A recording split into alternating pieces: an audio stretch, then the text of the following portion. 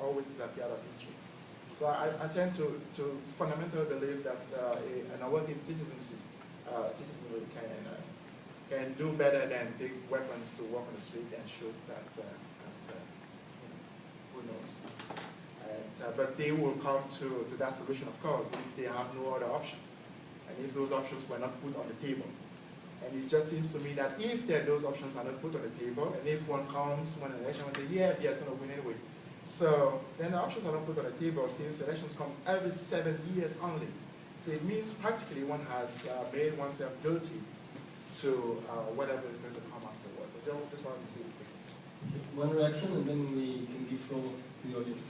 Je vais juste revenir sur le silence à propos du Cameroun. Il y a aussi un autre élément que je n'ai pas mentionné, c'est qu'il n'y a jamais de réaction internationale. En 2008, pendant les événements de février 2008, qui ont duré 4-5 jours, une semaine quasiment, et donc qui ont causé la mort de plusieurs dizaines de personnes, il n'y a eu aucune réaction de Paris, aucune réaction de Washington, il n'y a pas eu de condamnation, rien n'a été dit. Donc ce silence joue aussi, silence complice finalement. Et le Cameroun est passé sous silence finalement depuis très longtemps, puisque la fameuse période de fin d'occupation de la France du Cameroun, la fin des années 50, il y a eu au Cameroun une guerre absolument atroce, menée par l'armée coloniale française contre les indépendantistes camerounais, et cette guerre a été passée sous silence à l'époque, et elle l'est toujours. On n'a jamais parlé, on parle très peu de cette période qui est restée taboue. Voilà, je crois que on est dans la continuité en fait encore aujourd'hui sur le silence complice qui entoure le Cameroun. So we have a microphone for the audience. I think Professor Diouf has a question. Yeah, and then we have the audience questions. I would like to come back to this discussion which is related to violence has the only option, with what Achille is saying. I think we all agree that, you know, Cameroon does not have an opposition today in a position to win elections. Second, that the way in which elections are organized and administered, they don't allow any opposition to win. So when Achille is talking about violence as the only option, my question is, who is going to organize it? How it is going to be organized? And when I read his interview, I was amazed by one thing. He is the historian of UPC. And the main question is, Cameroon has been the most violent colonial and post-colonial state in Francophone Africa. Why such a discontinuity? A country which was very violent militarily, that you had an opposition who took arms and fought, but it was also the country which was the most vibrant intellectually against neo-colonials. And this has disappeared. And for me, the most intriguing aspect is BIA seems to have achieved something even, Enjeux did not. And it's very interesting, in particular, when all of you mention the centrality of the state. But at the same time, BIA is absent. The Cameroonians are unable to say where is BIA.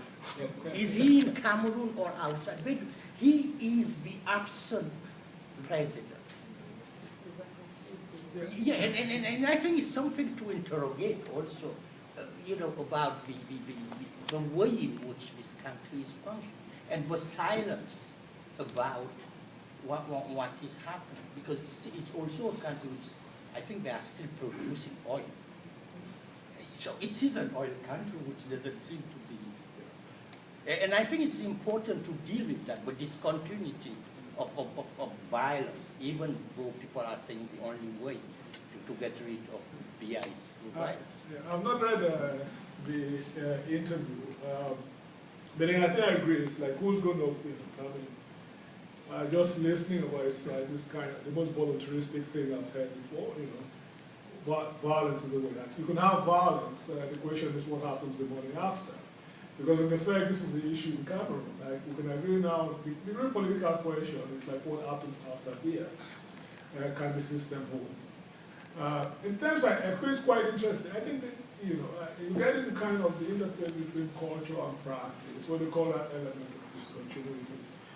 Now, I think for me in Cameroon, it's quite important to actually look at what happens within the elite of those who could be aspirant elite. If you look at the critical opposition, what I said, what happened in 1990s, the rise of the FDS, the mobilization of the legal profession, Jacques Kindia and the rest, people behind the constitutional court.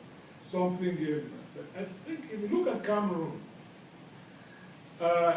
you talk about the vibrant intellectual, and it doesn't go to there, it goes back to Ahidjo. The way, in effect, everyone, if you got an appointment as a lecturer in the university, they were very well paid. Part of your remuneration was research allowance, and you were not supposed to do any research. Now, if you look at the Cameroonian cabinet structure, from the late 60s, the old nationalist politicians get put out, and the cabinet is recruited from two sources, from within the administration and from the university. Right? Cameroon is the only place I know where it's the normal career aspiration of a bureaucrat to become a minister. Right? And that's what I say, if you look at those two core sources, not everyone is vulnerable to this, but it's an incredible mechanism of control. One, you really don't get fired from your position, you get happily out there from zero. So in effect, you don't have a job, but you're getting paid the full salary and everything. And that's the mechanism, you maintain a kind of quiet within that. What I'm generalizing about the nationalist movement, even that level of violence was geographically delimited. It was not. And so once you dealt with that, and you dealt in the sense by quality, key groups within that, you could maintain an element of stability, which has continued with. So in effect, I think that cry to violence, the call for violence, is a recognition. I mean, I can understand this frustration that many Cameroonians. Is you can't see. If you look at your own compatriots, your friends, you can't really see what it's going to give within the system. 2008, it made the news, but if it was outside globally, it's seen as part of globalization and what was happening to the agricultural sector, not specifically Cameroon. But even in Cameroon, for me, it's quite, I called it riot, and Patrice was protesting that I was trying to downplay the political significance of it. But the point again, you had spontaneous outbursts over, issues of livelihood, and of course political, because you could draw a connection between this destitution and suffering to the structure of power. But what kind of thing was it? It was spontaneous, and then ability to call the critical or social groups. That did not happen. And again, the regime could.